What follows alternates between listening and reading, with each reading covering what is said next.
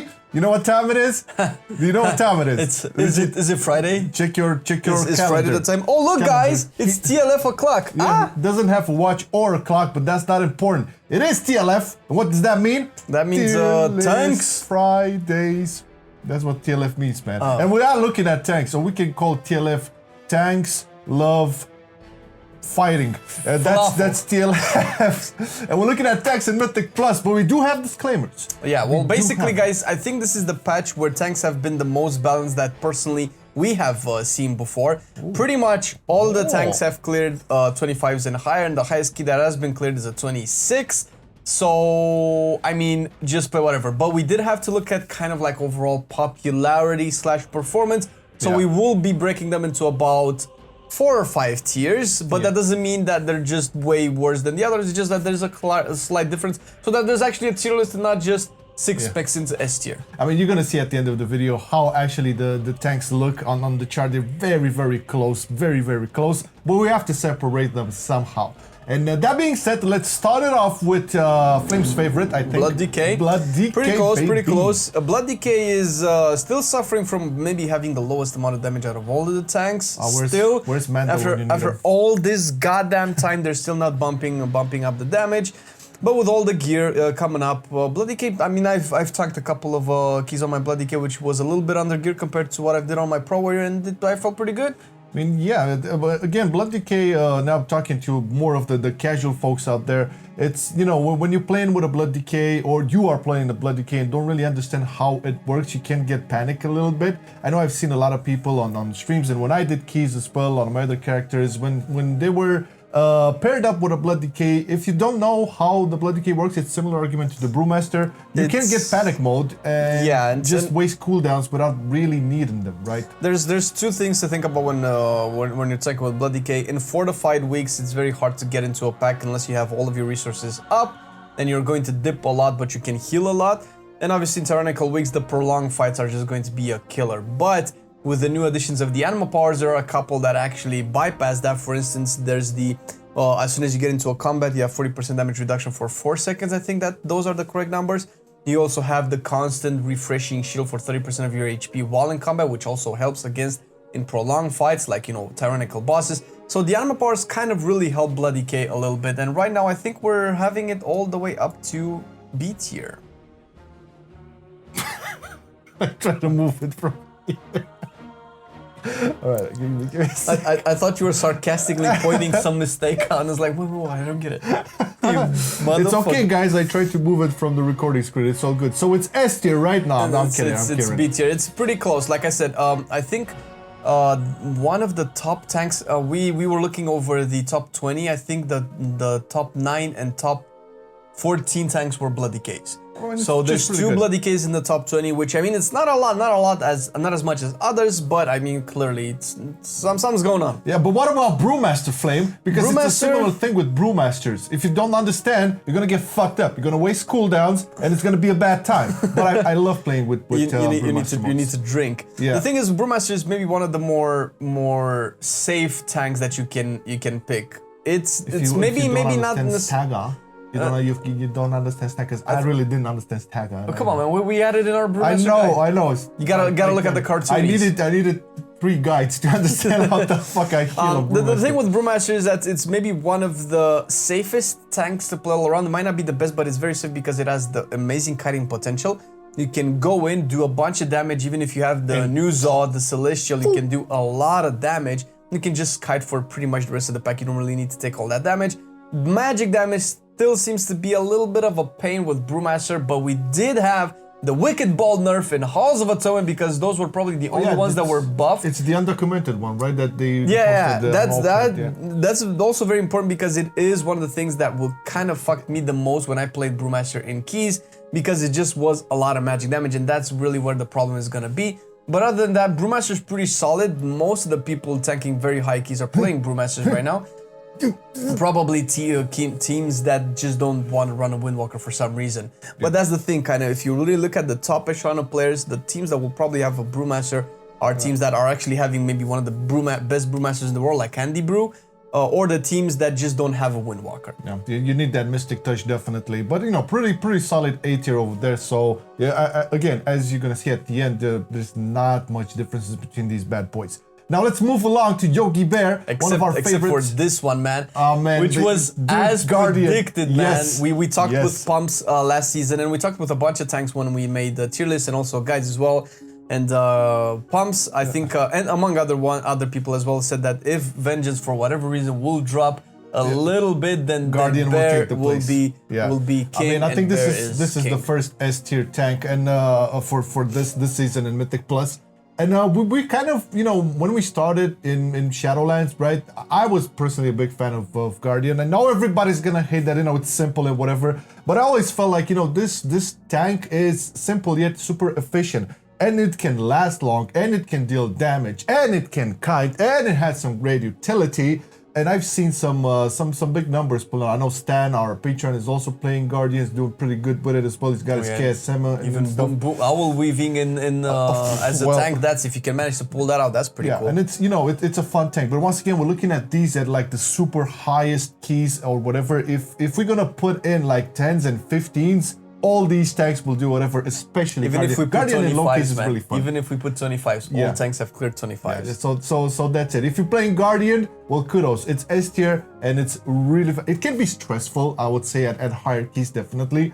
But it's super easy mode fun in I would say 15s and such. So happy for Guardians. Now let's go to another favorite boys. Prot Paladin. Prot Paladin. Right the now light seems to fall. be maybe Is it one dark of the. outside flame? I think it's maybe one of the least played tanks at the moment. Why do you think And that is? fun enough, if you go, I don't know if this will change by the time you guys watch the video, but if you go on Raider.io, the #1 tank in the world is a Prot Paladin. Although the Prot Paladins right now seem to be played the least, it still has a buttload of damage. I just feel like the weaknesses of Prot Paladins haven't really been addressed. Similar to Blood Decay, I can feel that some anima powers can help with Prot Paladins upfront tankiness, because after like, I don't know, I would imagine plus 20s, Shield of the Righteous will stop being particularly helpful, and you'll probably just mostly rely on being in Consecration and hitting that Light of the Protector. And, you know, just Word of Glories, I would imagine. Or Words of Glory, my Light of the Protector. Light of the Protector, yeah, I mean, you know, you want to help others, that's fine.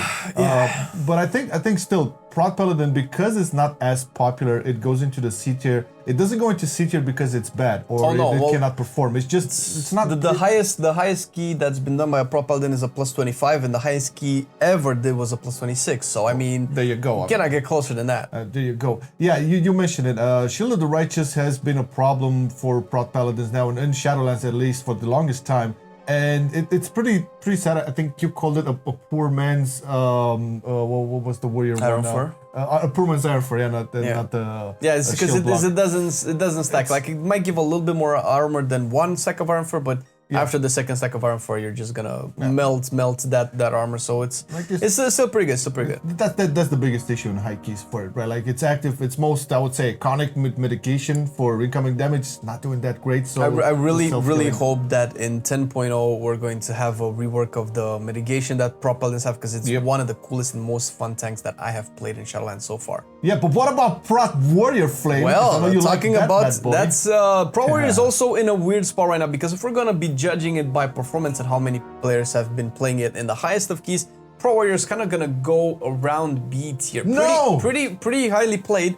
But I think Pika, which we had in our Prot Warrior podcast. You gotta check Pika, twitch.tv/Pika. Obviously the number 1 Prot Warrior in M+, but I think the number 2 tank in Raider.io currently, correct me if I'm wrong, so the man's doing some pretty good stuff, good stuff. And it's pretty fun to watch. But that's because he's probably Pika, not necessarily because he's playing Prot Warrior. So but he has been playing Prot Warrior since like forever, and you know he's a really good player and such. You must have a podcast with him. You can check it out after you watch this video, of course, and also check his stream, twitch.tv/Pika with an L. I think I said that before. It's really good. I watched it and it's super entertaining to see. I really like. I think I said this all the time. Like, in all of these tanks, I feel like Prot Warrior, I don't know, maybe it's the OG-ness of it or whatever, but it feels like you're in an actual tank. If you put your shield up, shit doesn't hit you as hard. This is why, personally, I recommend anybody that's starting out to play a tank, start with Prot Warrior. It's not the easiest tank to get into, but it will definitely teach you all of the necessary basics. Definitely. Okay, and now let's go to one that was on top and now is not really on top, but still there. It's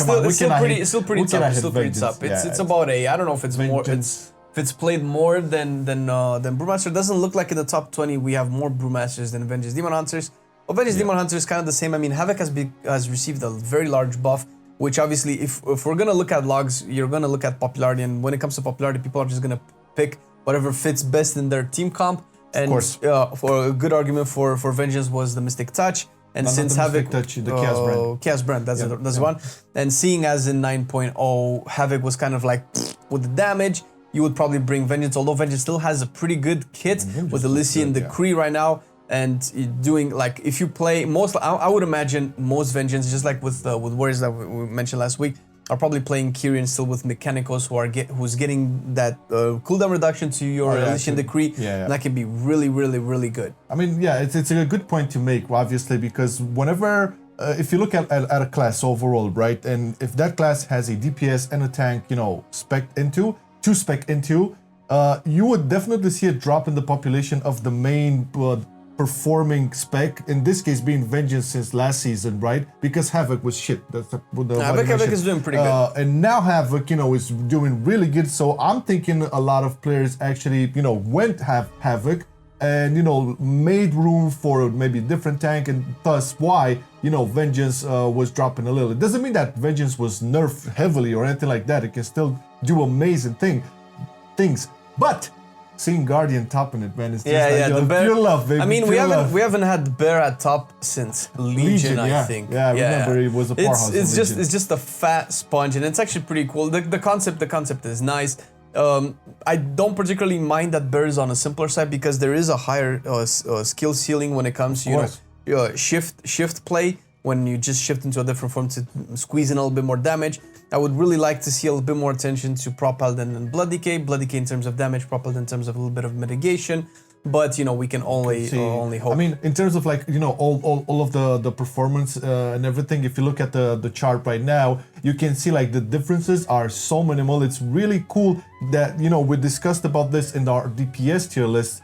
In terms of balancing, this applies to tanks as well. They're looking pretty good. And once again, if you're gonna play your tank or you have a tank in your team and you're doing KSM stuff, it doesn't really matter what tank you play, really. I mean, of course, we can talk about different comps, you know, and synergy between these different specs. Synergy might matter a little bit more in M+ than it does in raids because there's fewer people to, you know, bounce off of. So each individual person brings a little bit more value to the team. So that's maybe what's going to go into, but if you're not like looking to clear 25s or 26 or World First 27 or something like that, then really just play whatever tank you find fun, or maybe the one that you're best at, and you're gonna be Gucci. And you know who else is Gucci? Our Patreons, baby, because that's how we do a segue, and we love and appreciate you all for all of the support you have shown. Thank you. During these times, you know, not the easiest time to make WoW content and such, you know, but you know, we're having fun. We're still enjoying the game, and we love it that you guys are supporting us. Yes, I mean, the content is still there. Granted, you know, we did want to try out a couple of new things, as you might have noticed, and it was directly influenced by the happenings within the game and the company and whatever. Some other videos popped out from us, which was kind of refreshing for us as well.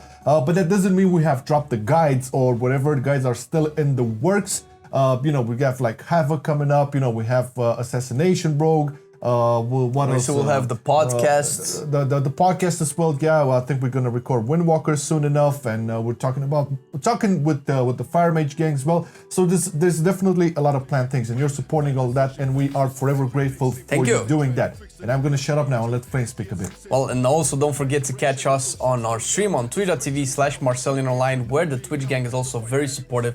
We very much love you guys, and that's where you can catch us either dual raid streaming, because we stream with 2 points of view, or you can join us on Tuesdays where we do keys and raids with you. Yeah, or Courtyard Dailies. But thank you very much for watching, and we wish you a very, very great weekend ahead. Still enjoying the summer as long as it lasts. 10 more days of summer. Bye-bye! Bye-bye! I've been loving it then, I still love it now. Still, I play WoW. Still, I play WoW. Getting better every day, let me show you how. Cause still, I play WoW. Still, I play WoW. It's getting harder to stay, but at the end of the day, it's a guilty pleasure, so just log in and play. Whether it's classic or retail, I'ma do a /bow. Still, I play WoW.